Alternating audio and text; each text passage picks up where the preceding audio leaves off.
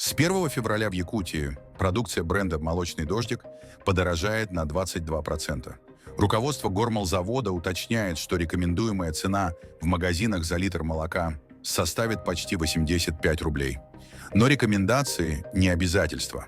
Уже в октябре цены за литр молока «Молочный дождик» составляли 113 рублей, а масло стоило 268 рублей за брикет 180 грамм.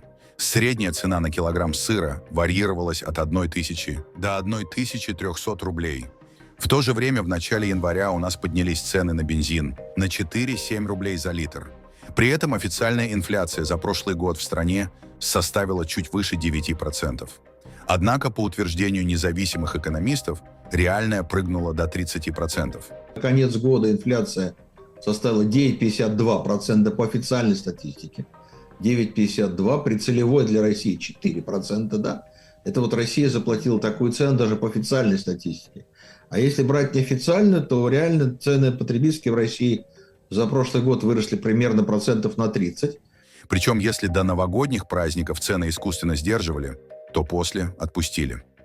Еще хуже ситуация в районах. Стоимость продуктов в северных районах заоблачная.